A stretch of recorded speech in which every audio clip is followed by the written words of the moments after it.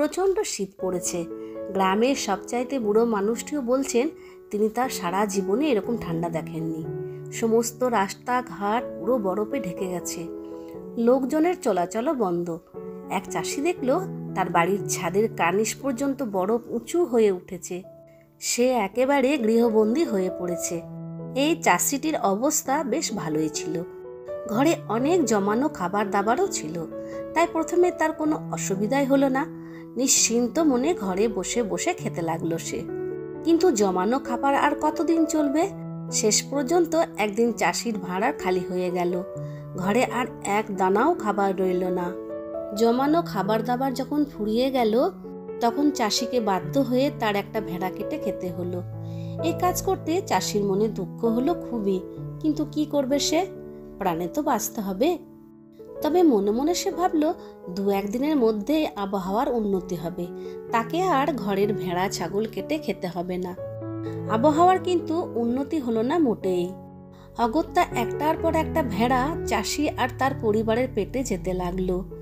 ভেড়া শেষ হয়ে গেলে এবার শুরু হলো ছাগলদের পালা। সব ছাগলও খতম হয়ে গেল একদিন। কিন্তু সেই প্রচণ্ড শীত আর তুষারপাত চলতেই থাকলো। শেষ পর্যন্ত চাষিকে পরিবারে উপসের হাত থেকে বাঁচার জন্য তার হালের দামি বলদগুলো পর্যন্ত কেটে খেতে হলো। এখন আর চাষির মনে তার গৃহপালিত প্রাণীদের কেটে খেতে একটুও কষ্ট হতো না। দীর্ঘদিন ধরে তাদের মাংস খেতে খেতে ব্যাপারটা গা শোয়া হয়ে গিয়েছিল তার বাড়ির ছেলেমেয়েরাও আগে খুব কান্নাকাটি করত, কিন্তু এখন তারাও চুপ করে গেছে। পেটের দায় বড় দায়। চাষির এক পাল পোষা কুকুর ছিল, তারা প্রথম থেকে সবকিছুই লক্ষ্য করছিল। চাষি যখন তার ভেড়া কেটে খেতে শুরু করেছিল, তখনই তারা একটু আশ্চর্য হয়ে গিয়েছিল, কারণ চাষি তার গৃহপালিত পশুগুলোকে খুব ভালোবাসত। তারপরে তারা ব্যাপারটাকে মেনে নিয়েছিল, কারণ ওই মাংস খেয়েই তাদেরকেও বেঁচে থাকতে হতো। কিন্তু শেষ পর্যন্ত যখন চাষি তার হালের বলদগুলোকে কাটতে শুরু করলো, তখনই তারা ভয়ে অস্থির হয়ে উঠল।